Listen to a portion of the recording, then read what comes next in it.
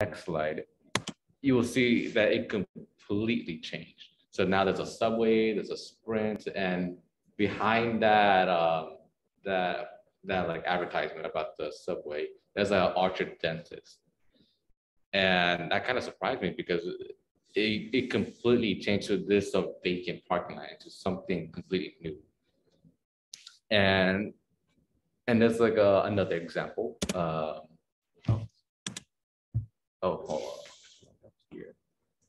Okay, so this used to be a bus, like a CTA bus station where they just have a CTA bus there to be repaired. And I remember that I usually go by this bus station without anything special in mind. And after a few years, this was back in 2007. And after some years, in 2020, they destroyed it and replaced it with LA Fitness. And that got me thinking, if they're doing these changes, what effect does this have on my neighborhood? Will it be positive? Would it be negative? Will it have like any like long-term effects? And so that got me to the process of gentrification. And so we can now begin. So what is gentrification? Gentrification is a process in which a specific area or neighborhood is being renovated to suit for the new and wealthy residents planning on living in that location, which increases rent that results in low-income residents to move out of their home and neighborhood. So who's it targeted at?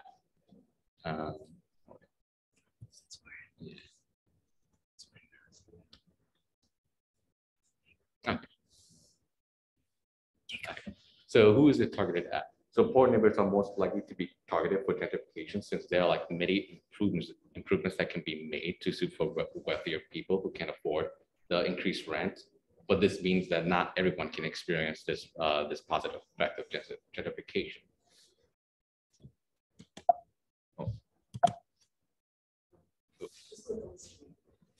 Wait, which screen? Yeah, just click it.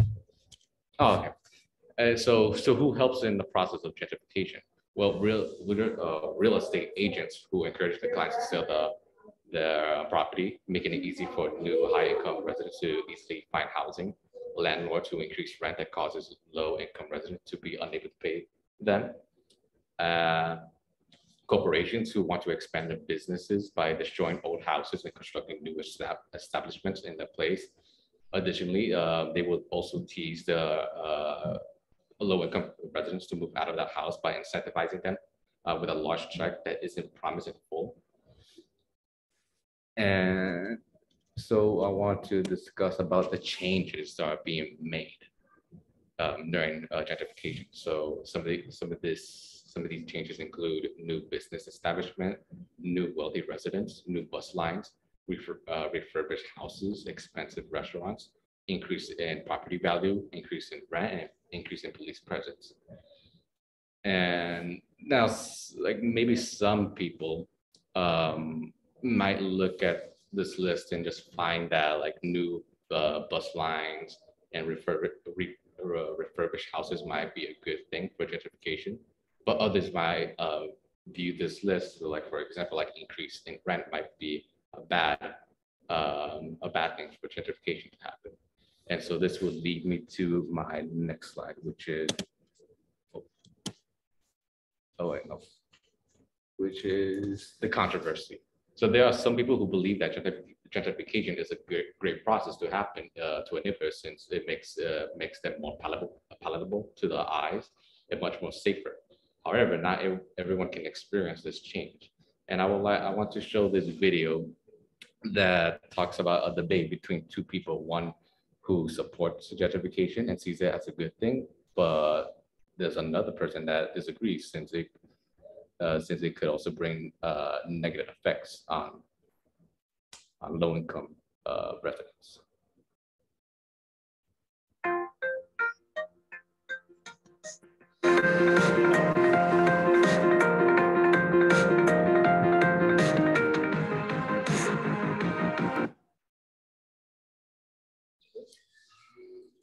I'm Mona Calabi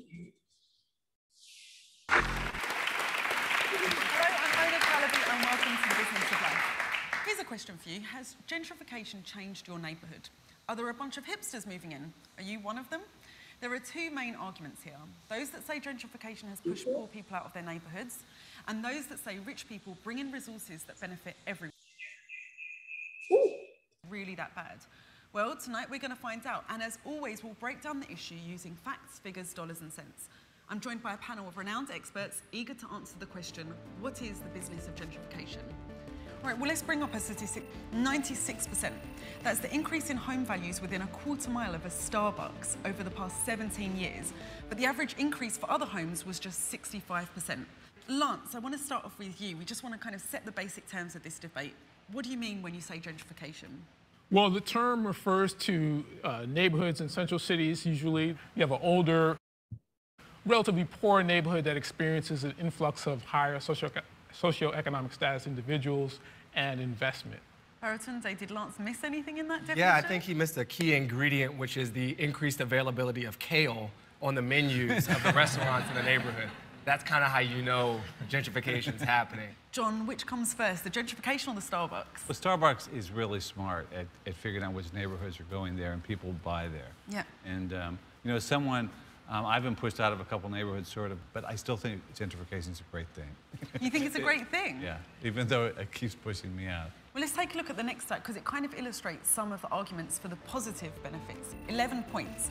That's the increase in credit score for residents living in gentrifying neighbourhoods. Can we explain how exactly those credit scores go up? It may be due to people getting better jobs, or perhaps if they're homeowners, the value of their homes increases. If you're fortunate enough to own your own home and you live in a gentrifying neighborhood, that's going to improve your economic status. John, cities change, right? All of that stuff is just natural, isn't it? The neighborhoods go through these cycles, and you know the housing deteriorates, the artists move in, and then the neighborhood picks up again. And that's what's great about New York, is it always welcomes new groups of immigrants in neighborhoods. I want to challenge this notion that this is something that just naturally happens. Black people were put in specific housing situations, to be specific about New York, denied home loans, denied opportunities. Yeah. So the idea that this is some natural evolution, no, these are policy decisions that we're seeing play out. John, do you agree with that analysis? No, I mean, I agree that there were some government policies that encourage the suburb, but in general, these things happen organically. We can't ignore the racial history of that too, which is, I like my all-white neighborhood, I can't legally discriminate in schools anymore, so I'm gonna go to a new district and have it happen to be all white, which is by the law okay, but in practice, still segregationist. Do you think it's just an organic phenomenon, or do you think policies have created gentrification? If you want to call it organic or natural, there have been some changes. People are marrying later, people are having fewer children, and when they do have children, they're likely to be older. City living is much more appealing to that demographic, and that demographic is getting bigger over time. We've talked about the winners of gentrification, but let's talk about who loses out. 75% of the neighbourhoods that had high poverty in 1970 were still suffering from high rates of poverty in 2010. John, this statistic shows you can have gentrification and poverty in the exact same place, doesn't it? Cities, the whole point of cities really is to turn poor people into middle-class people. You know, young people go there, you know, poor immigrants go there, and they learn skills, they make connections, they get jobs, and that's what you want to happen in cities. But Baratunde, that's not how it actually works in practice, is it? Sometimes it does, and sometimes it doesn't. You will have a situation where grandma owned a house, right? And then multiple generations lived in that house. Somebody comes knocking on the door, I got a great deal for you. It's a slick-talking, smooth salesperson who gets that house from grandma. Is there a world where grandma can still own the house to keep that wealth in that community so that they are not on the other side of those numbers? But what if grandma wants to make money on that house? And she's not necessarily thinking about how she's changing the community by her decision. She's just trying to make the right economic decision for her, right? And if it's better for her, I'd say, you know, let grandma make money. Grandma should get paid. Like, I'm not hating on grandma. I would never do that. I would never do that. Because neighborhood change is natural. I don't want to say everything should always be static, no change is bad. I disagree, I like change. But the speed of it seems to be accelerating. And the pace at which money moves in the world and the pace at which these buildings are going up, that's almost a form of violence in my mind. Okay, I want to see if there are any other questions from the audience. Right here. Hi, my name is David. I was just wondering if I were to move into a poorer neighborhood, even if that's all I can afford, would that make me a gentrifier? John, what would you say to someone like David? I'll defer to the professor on this. I mean, I would want to know a little bit more about David. I don't know his education, his income, where he was living before. We're not going to make you describe all that, don't worry, David. Yeah. So if he was highly educated, then that would be, I would say, yeah, he's a gentrifier. He's helping gentrify the neighborhood. Should he feel guilty? David, you're not guilty. Okay, not yet. I think it depends on David's attitude. Do you see the people who've been there as a threat to be cleared away, or as your friends, your potential colleagues and members of your community? I think that mindset is part of why we see this clash and why gentrification has a dirty word. Because some people show up feeling like what's mine is mine, what's yours is mine, and they're not actually joining a community. They're imposing their sense of community on top of what's already been there. We're filming this show in Bushwick, Brooklyn. And Okay, so now I want to lead this to a discussion. So what are you guys what is your comments about this video? Do you have ideas that you want to share?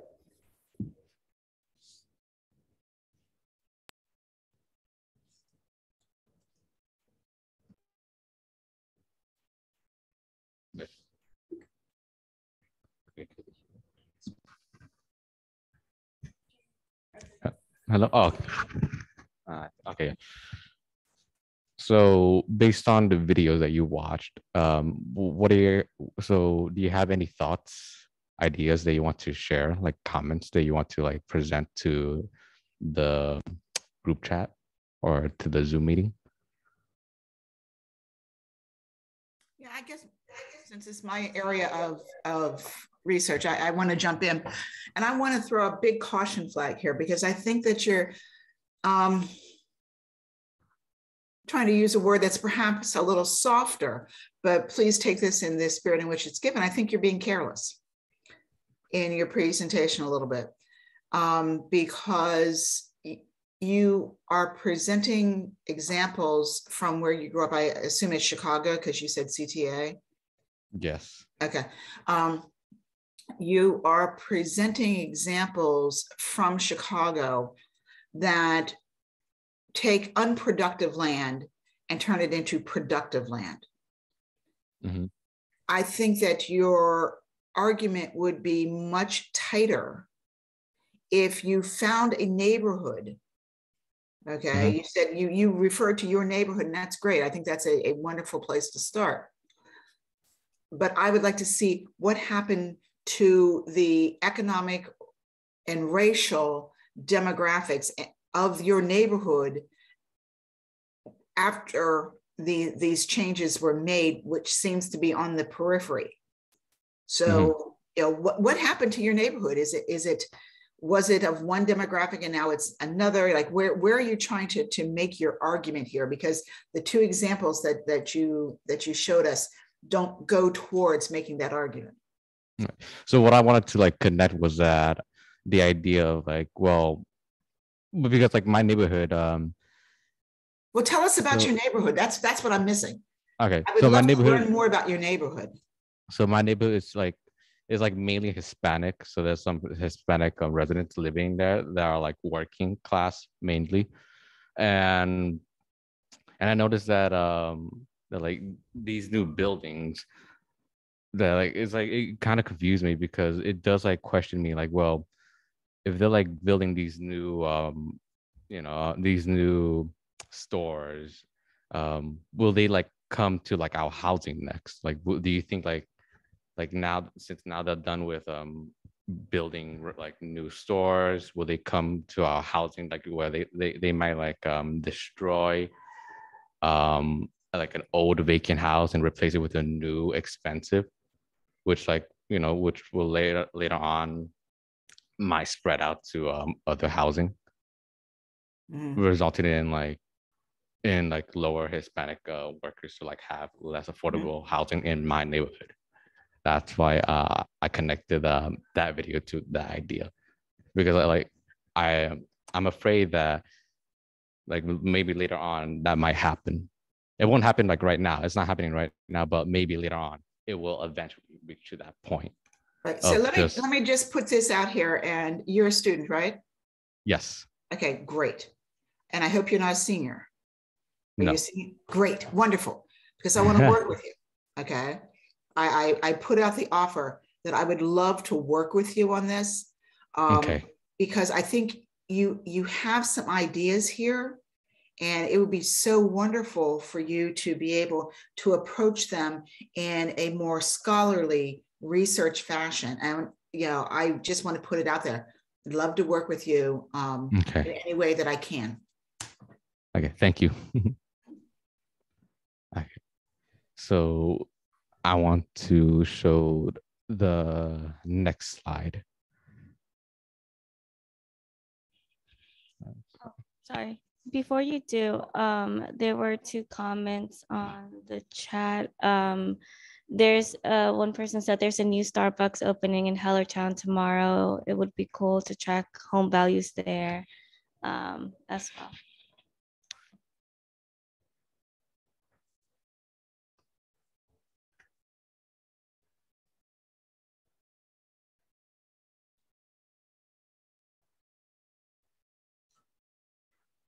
Okay, so I wanted to talk about like who gets the benefits of the positive effects of gentrification.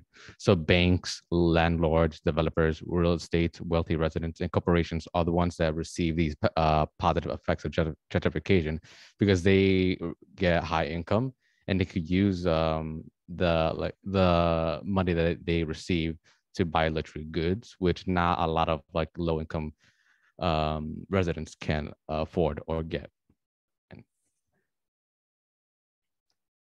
And so some of the short-term effects of gentrification is that many low income residents must move out of their homes since they're like unable to afford the rent and will need to find a new affordable house and neighborhood that isn't yet gentrified. Also, as a consequence of this, pressure to finding a new house can lead to negative effects like depression and anxiety disorder for low-income residents, since they need to find a place to sleep and eat for themselves, but also for their children. And the long-term effect is that as more and more neighborhoods are being gentrified, there will eventually be a scarce amount of affordable housing available for low-income residents and their family to live in. Moreover, food could also be difficult to afford since more house price grocery stores and restaurants are being built where like a mom and pop shop might used to be there that sold affordable food for the whole neighborhood. And talking about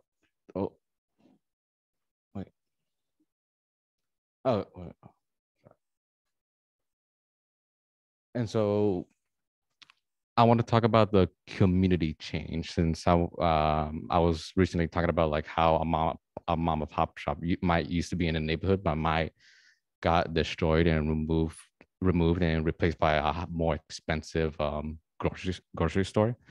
And so I want to show these 2 videos that showcase the community changed and how it might affect residents living in that neighborhood.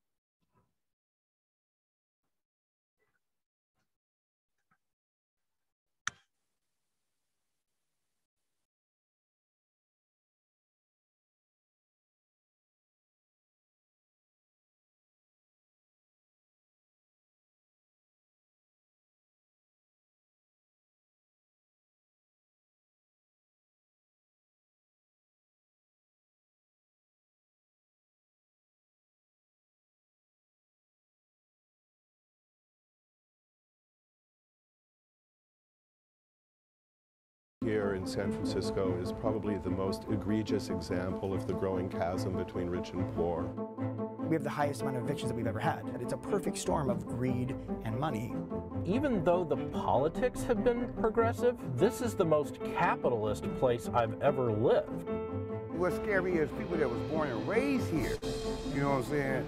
you're being booted out. I feel like I'm a person with no home. I didn't choose to live anywhere else. I just can't come back. That hurts. This is a battle to save the heart, soul, and spirit of San Francisco. How have you seen the community change around you over the last 5-10 years? This tech industry has been an invasion. We're in the middle of a gold rush right now. Does that make me to blame for all of San Francisco's housing woes because of the fact that I happen to be in tech? We were forced to go over the hill to the projects, where actually, strangely enough, paid more to live in those projects than we did these houses that were owned by black folks. Is grandmother still up there? Oh, hi, Grandma. You remember me? Remember the girl with the big glasses from right there? With the sisters. Are you the last one who owns and lives? Yeah. Wow, that's incredible. Latifah Simon doesn't live in San Francisco, where you grew up. Yeah. Not anymore. Oh my God, Latifah, don't cry. My mother braided my hair on this stoop. Wow. Her family was evicted from her home in 1997, just as the tech bubble in the late 90s was heating up. She was a senior in high school. I mean, I just want people to be able to have the San Francisco experience that I had. Like as a working class young woman, we weren't rich, but we had an amazing community. If people can live in beautiful spaces, their lived experiences are different. She's living proof of the effect of gentrification on people. When I moved into public housing or low-income housing, something happens in the mind. I dropped out for a while of high school. It was just too much.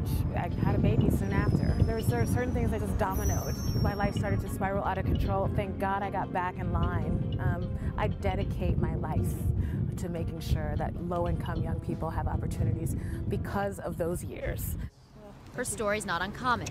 In 1970, there was between 95 and 100,000 blacks in this city. We're now down to 40,000 blacks. What a glaring statement. Reverend Amos Brown is the head of the local NAACP. Urban renewal was not urban renewal, it was black removal. Is San Francisco becoming a gated community? Yes, it's only for the affluent 2% and the dot-commas.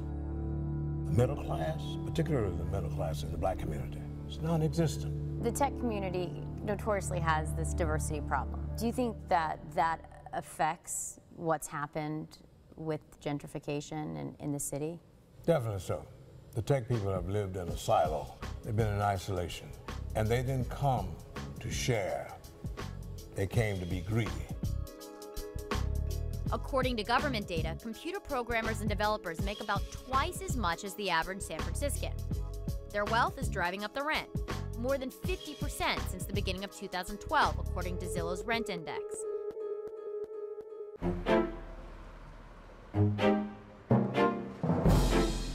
What we are seeing here today is almost the creation of an economic apartheid system, where the wealthy are claiming this area and everyone else must leave. It's very, very destructive, and it is ultimately, I believe, unsustainable. These people driving around in their Uber black cars. Cleve Jones worked alongside civil rights activist Harvey Milk in San Francisco in the 1970s. Of course, I understand that cities change, but the change that we're seeing today, not only in San Francisco, but all across the world, is a complete transformation in what cities are. Cities for generations have been a place for the refugees, for the immigrants, for the poor, for working class people, for middle class people. The techies and the wealthy want their fancy restaurants, but I don't know who's going to work in those restaurants because they can't afford to live here. Of course, not everybody thinks gentrification is bad. They point to economic growth, new business and job opportunities, and rising property values for homeowners.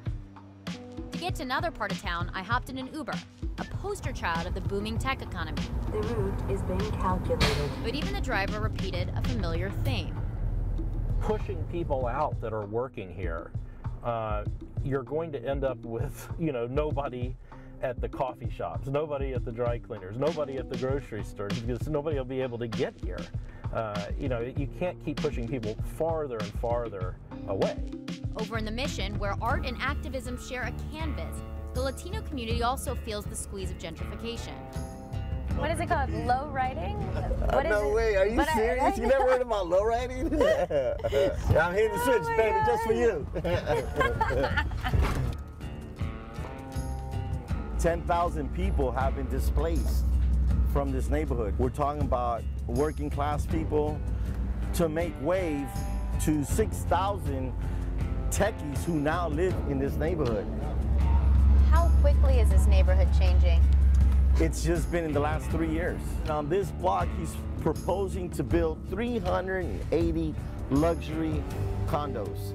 And we've been fighting that now for 2 years and saying we don't want that here, because as soon as those luxury condos go up, what happens to the rest of the surrounding area? The rents will continue to rise. Paris and Milano, taking over the place. Lisboa and Copenhagen.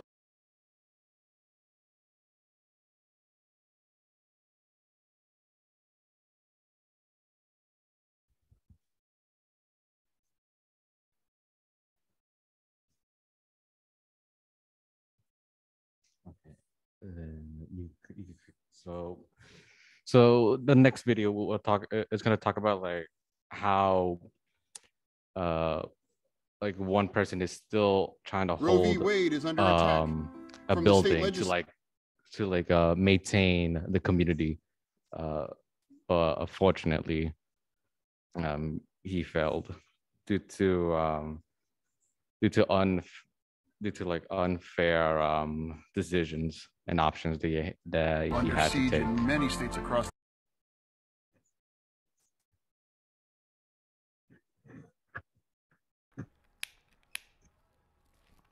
It's a nasty habit. I hope to give it up one day.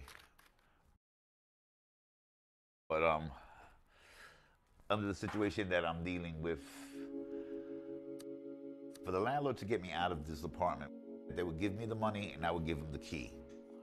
That's simple.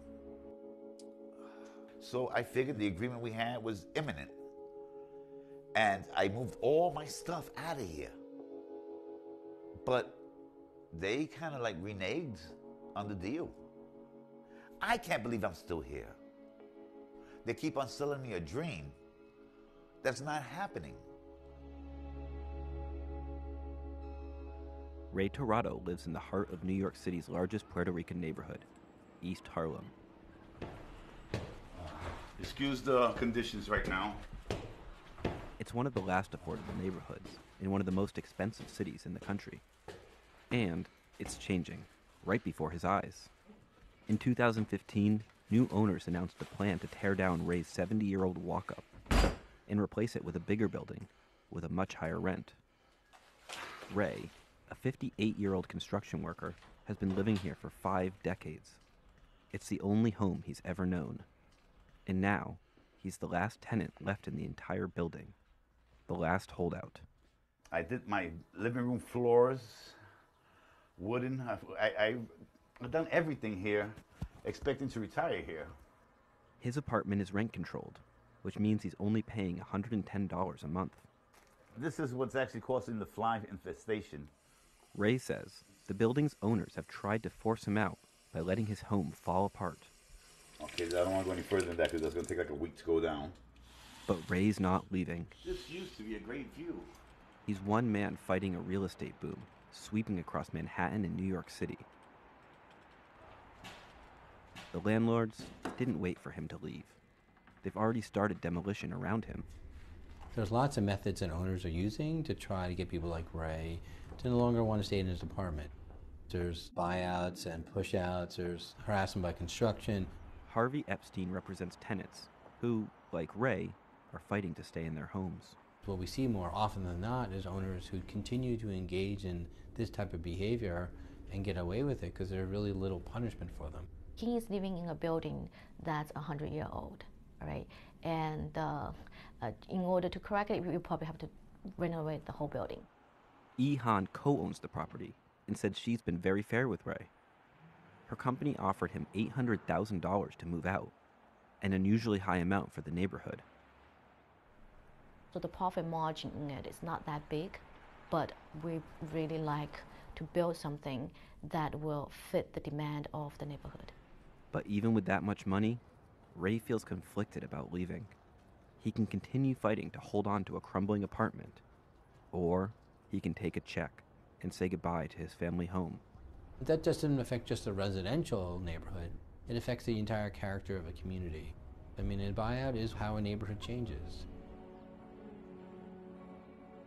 East Harlem is a 2.4 square mile district in Upper Manhattan and home to New York's largest Puerto Rican population. This is like the Hall of Fame of graffiti. Your neighborhood guys that are graffiti artists, and they come and push their tags over here. There's always been a sense of community, family, and familiarity. But Ray says that's all changing, fast. This here in the corner was at one time a grocery.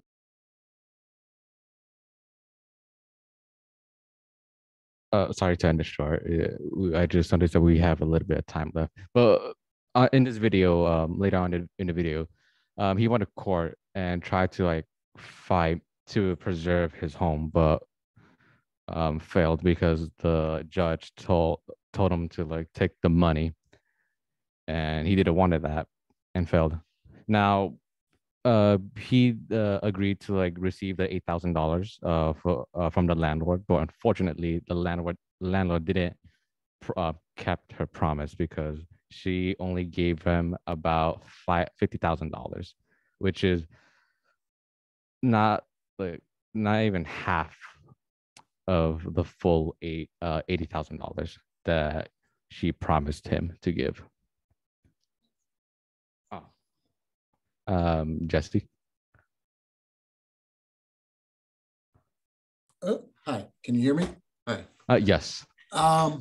So a couple of things on this, and I think to kind of tie some of this stuff together. I mean, gentrification, neighborhood change, those things happen. They're constantly happening. But I think what the real piece that we're kind of focusing down on is the impact of, what community is, what is a productive neighborhood versus unproductive neighborhood and so forth and so on. Like I grew up in Philadelphia, grew up in a neighborhood that is currently being gentrified right now. But I would argue that that sense of community that I grew up with, knowing my same neighbors for literally my entire childhood, and that stability, going to the mom and pop corner drugstore where the sodas were only a quarter and the guy who ran the drugstore will refuse to sell cigarettes to children, but he knew he would sell them to the children who were buying cigarettes for their parents.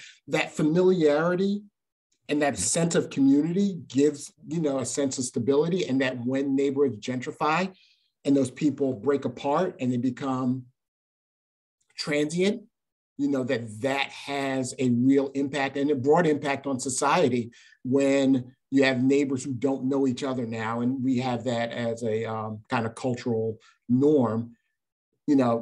We talk about, and I'll take it more towards a business standpoint in a second, it's like the kind of our ethos now is around business, maximizing shareholder value, maximizing the property value, maximizing the tax base.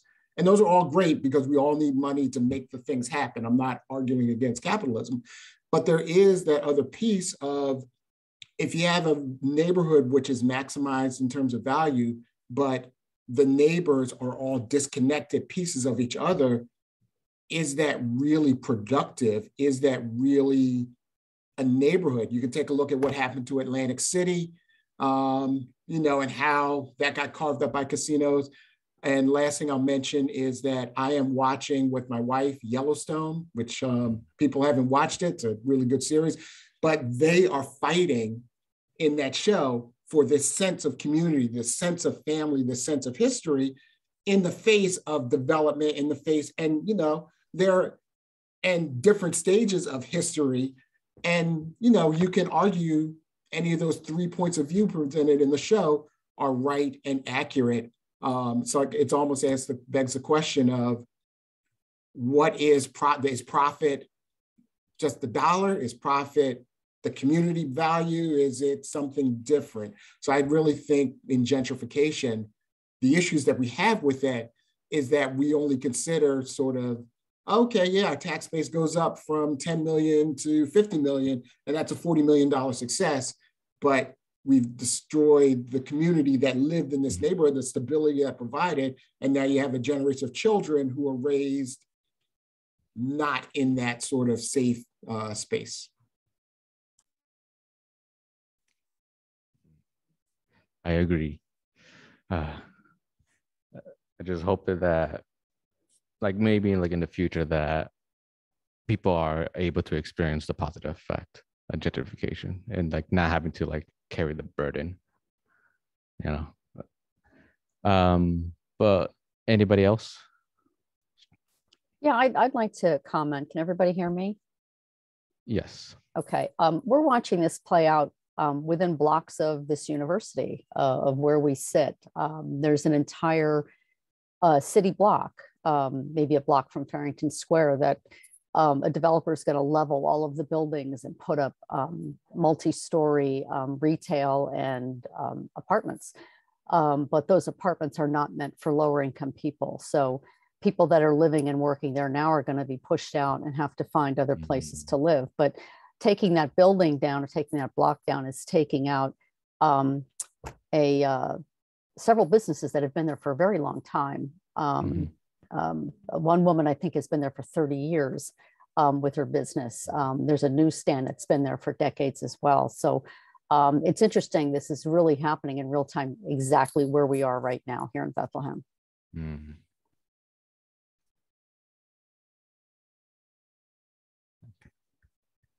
Anybody else? If I could just jump in one more time, and Susan, I think that you really hit the nail on the head. For us as a university, what is our responsibility to the neighborhood, and to really, push this one step further? What is our community? Mm-hmm. And I think somebody brought up this point earlier: is community static? And once we have kind of figured out for ourselves whether or not community is static, and I'll just put it right out there, I don't think that community is static. I think that there is value in community. I write about community a lot, and so I care deeply about community. But at some point, do we concede that community should change, or should we just hold on to what was and not let development, not necessarily real estate development, but development push forward? And I offer no answers. I just say that when we talk about businesses that have been there for so many years, I'm going to be very provocative here, purposely provocative, and not necessarily saying that I agree with the statement I'm about to make, but why is that good? I mean, we have to think about that. And we might come to a decision that, yes, it's good and let's preserve it, and that's great.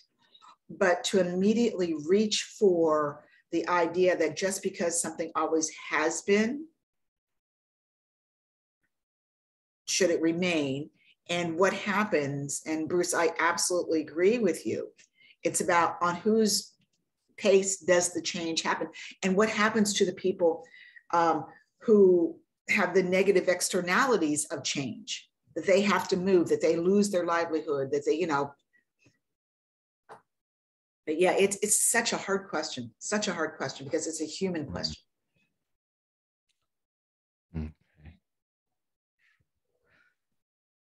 If nobody has any comments left, we could go to the next slide. So there is, fortunately, there are like groups and coalitions that are resisting and fighting back against gentrification in the neighborhoods, where they set up meetings and protests to prevent the change in the community and maintain the history that many generations had created and preserved within that community as well. We could go to the next slide. Oh, yeah. Okay, so I want to show one video since we have. Okay, so I'm gonna show one video Let's see. Well, okay. Where all your tabs go, everywhere you go. There's no place like Chrome. I am a turnpike worker. I am a road hazard. I am a human life.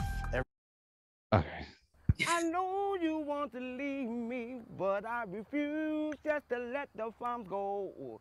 If I have to beg and plead for the stay on me, I don't mind, but I don't want to leave here. Ain't too proud to beg. Sweet Farms, please don't let us go, don't you know? Bum, bum. My name is Sean Brown, but they call me Maybon. That's representing my grandmother that lived here and did a whole lot for the farms. If I turn around, I can point it to you. I lived at Eaton Road right there, 1217. They demolished my home for the new rebuilding of Berry Farms. It makes me feel a little sad because it's like my history being taken away from me.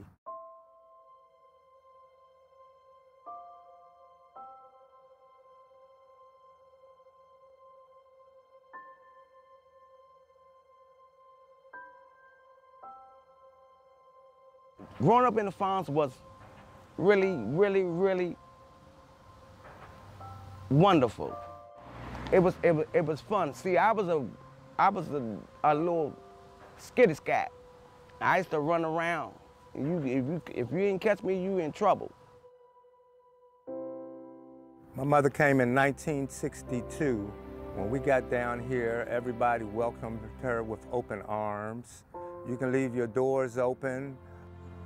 Today I moved out. I look back at it as I'm leaving home, but I wasn't gonna leave home because I know I was coming back. I'm always come back. Looking at it right now, I'm trying to picture how it's gonna look, and I'm hoping some people that moved out get a chance to come back.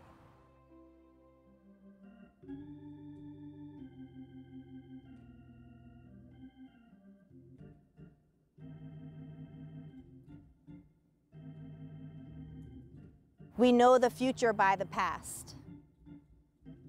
Berry Farm is one of DC's most historic Black communities, originally founded just after emancipation by the Freedmen's Bureau. They not only built their houses from scratch here, but they built the whole community. They built churches, they built schools. This legacy of that community sort of carried on into the 20th century with the development of the public housing. The three parallel streets that go through Berry Farm are remnants of the 1867 Freedmen's Bureau communities. And the names of abolitionists these streets are named for. By 1950, there was no junior high school east of the Anacostia River that admitted Black students. The schools were all segregated at that time.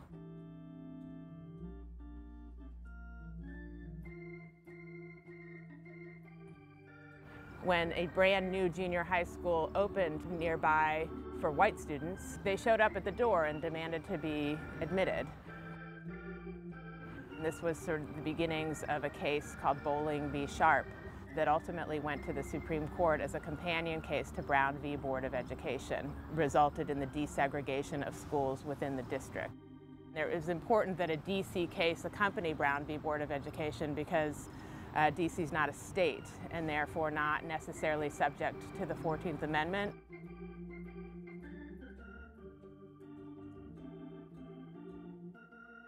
Stevens Road is the area that is the subject of the landmark nomination because a lot of the plaintiffs in Bowling v. Sharp lived along Stevens Road. That includes Adrienne and Barbara Jennings. So the Jennings sisters, they lived right through this path here in the 1100 block of Stevens Road. DC is known for the Washington Monument and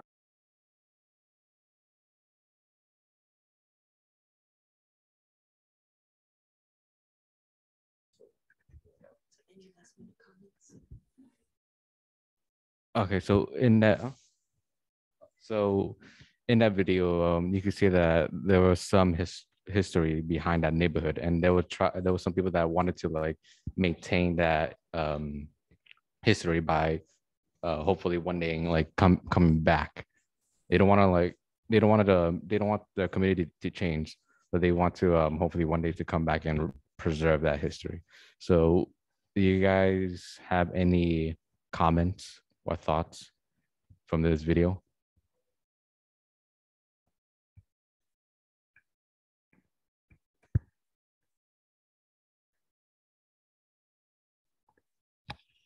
I thought there were some comments that were mentioned out loud, but also placed on the chat in terms of who does it impact the most. And so like seeing this video and seeing like the historic, like we talk about history and we talk about preserving tradition, and I've come away a lot, especially at Lehigh, about preserving tradition and seeing that for many folks in these communities, preserving that tradition, even if it's like in 100-year-old, structured building, it's so important. And instead of working around improving that and preserving the community, it's more of like change, but change moving into away from what is known and from what is that tradition. So like I agree that change and moving into a direction is important and must be embraced, but also how much of that history and tradition are we losing, particularly for people of color that have, worked so hard to, have some sense of preserving that tradition.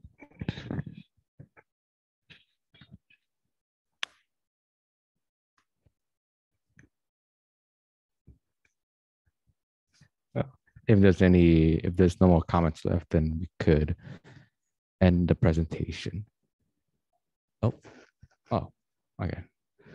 So thank you all for coming to my presentation for the gentrification real talk. And I hope everybody has a nice day. Well, thank you all, and thank you, Fabian, for that. Thank you for all your comments and your contribution to this discussion. This is definitely something that we can branch out more on, and I'd like to hear more also about your community and see where that's at right now. And yeah, I like what you said about Lehigh and what we're doing here, and that preservation of history of community versus expansion. Like this can get in very deep, and I appreciate you bringing this to our attention, and we definitely should talk more about this. Yeah, and Fabian, I really want to let you know, I was very serious. If you want to do more academic research on this topic, I'd be very, very happy to work with you. I have a lot of good sources for you to work with, and be anxious to see this turn into a full-blown research agenda. So that's great. Thank you, Professor Phillips. Definitely take her up on that. Yes. Yes, thank you. I will actually do want to improve my knowledge on this topic, because I know that there were some gaps that I made that I just want to correct. We're a university. It's all about education. We're learning together, I guess. Well, thank you. Thank you for your inputs on that. If there's no final comments on this, our next and last community M room will be for the fall, for the spring, excuse me. We're coming back in the summer at some point, but for the spring, we will be ending next Friday with our OMA ambassador and senior graduating Maricela, who will be joining us to discuss the criminal justice system, mass incarceration, and the school to prison pipeline. So I will send out an invite for next Friday at noon. So please join us then, and we hope to see you there. Thank you. Bye, everyone.